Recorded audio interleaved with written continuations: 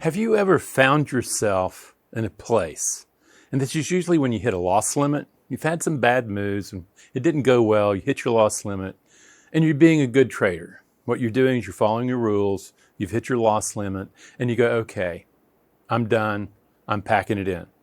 Or conversely, you've hit your profit, okay, and you know it's time to get out, close down before anybody could rob that profit from you and take it away.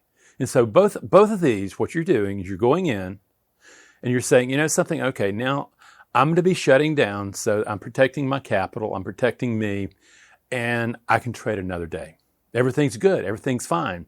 Trading's mind right there. And then what you do is you say, you know, I'm shutting down, I'm just going to take a peek. I'm just a little curious, I'm not going to do anything, I'm just going to look.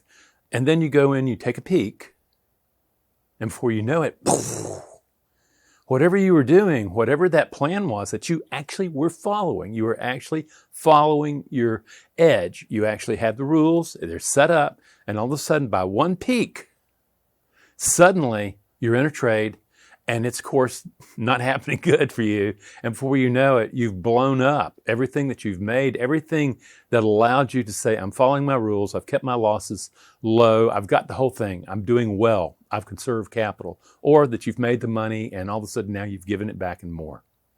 That. Do you know where that problem actually occurs? That problem occurred in a skinny moment as you were closing down. What you're discovering is that your emotional brain, reactive and pattern generating that it is, and your thinking brain are no longer connected to one another. You think some pretty thoughts about how you're going to sit there and say, okay, I'm getting out, I'm closing down. But the emotional brain, ignored, has another thing. What if you just curiously go and check it? There's a trap set. You are bringing psychology from long ago that's bred into trait to look for opportunity or not to take that loss. And it's a pattern. It's a reactive pattern, and it's sitting there latent maybe. Maybe you don't see it. At the same time, what happens, all it does is take a skinny moment for it to open up, and there's a chart, and all of a sudden you're projecting onto that chart what you want to see rather than what's there. Do you see where the hijacking occurred? Suddenly you go into tilt and, you know, whichever either you're defending your capital against real losses or you're defending your capital about not giving back what you've just very patiently won. It's this skinny moment. You're about to be through, but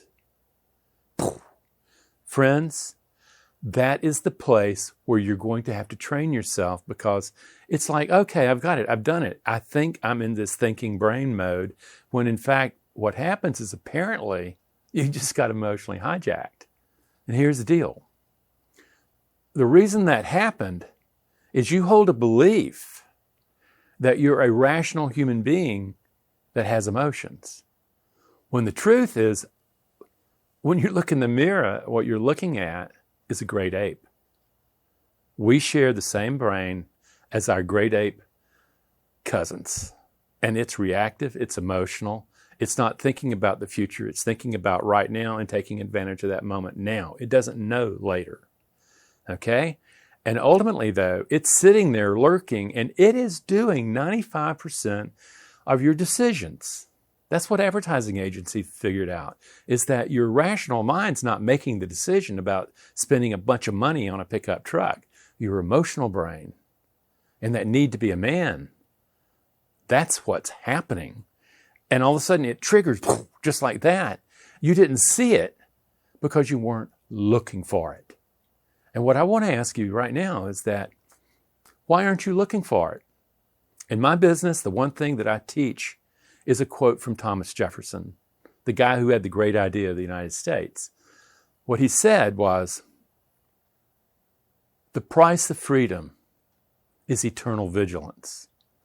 And what I want you to take a look at in these two examples that a lot of traders fall into, what happened there is the vigilance dropped Oh, okay, I'm backing out, I'm closing down, okay, I'm putting it on the shelf.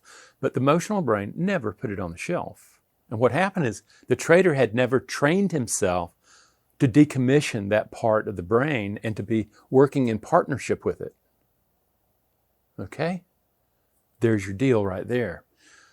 Ultimately, what happened is you may have some intent, cognitive intent that says this is what I'm going to do. However, the emotional brain has motivations, powerful motivations that trigger it into emotional rampages. Okay? And what you've done is you've said, okay, I have cognitive intent, so I'm going to be okay. No.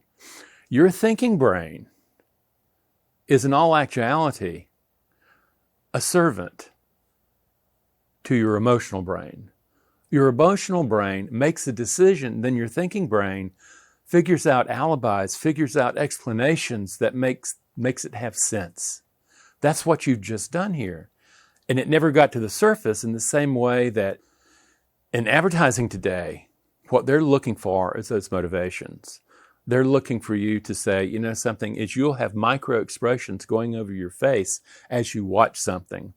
And those micro expressions are telling you, the advertising agencies, a lot more, okay, than if you were to talk and say, this is what my opinion is, because you're always going to sound like you're a smart guy.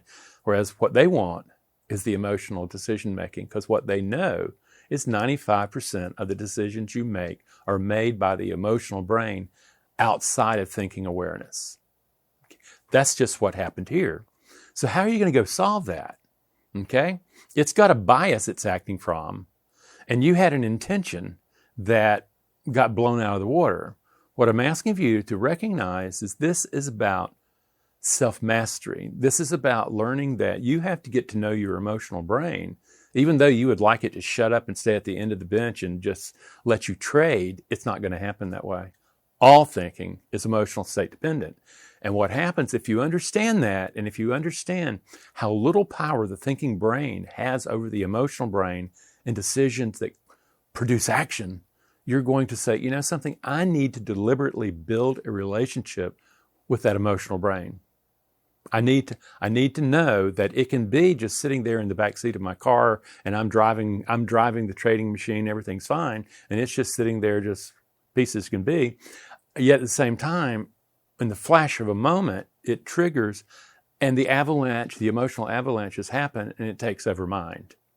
Friends, that's what happens all the time. That's why very few traders actually make money, is they don't recognize that their thinking brain is servant.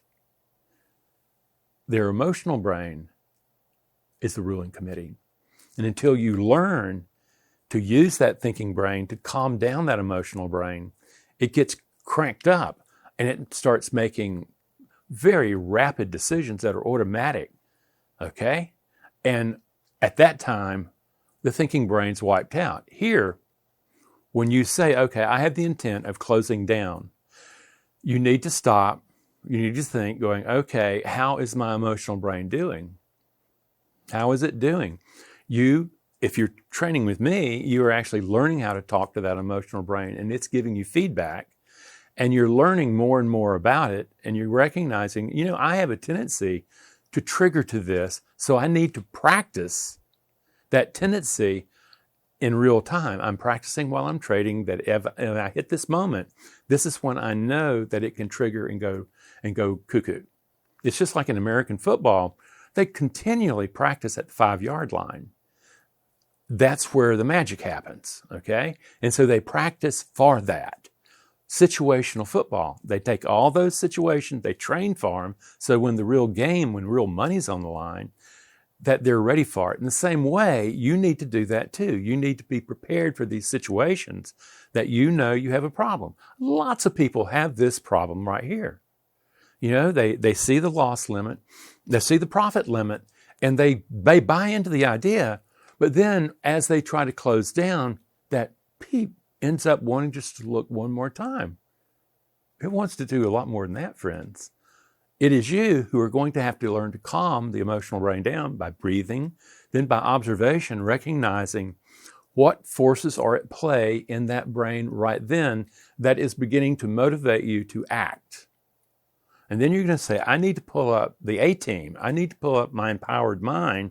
I need to calm that orphan energy down. I need to recognize that there is a temptation going on inside me that wants more and more, or get it back, get it back. And I need to confront that. I need to calm that down. And I need to work from the discipline of a ruler, and I need to be able to work from the impartiality of a sage. That, my friend, right in that moment of saying, let me just take a peek, that's when it happened. All that stuff that I've been talking about happened in that moment. And rarely do you catch it unless you know how to look for it. I'm asking you to go and to learn to look for it and to say, orphan, we're calming down now. We're leaving the game. We're good. And literally talk to it down till you have the computer off. And friends, that's the way you manage a situation like this. Thank you for your time. And there's a webinar coming up on this very topic. There's an article that's you need to read, that I hope you do, about this very thing. And there's this video. Go from there, get my free book, get my book, and start really exploring how you can become an emotionally intelligent consumer of your emotions and understand what's really going on in your limbic system, your emotional brain, and learn how to manage it. Have a good one. Take care.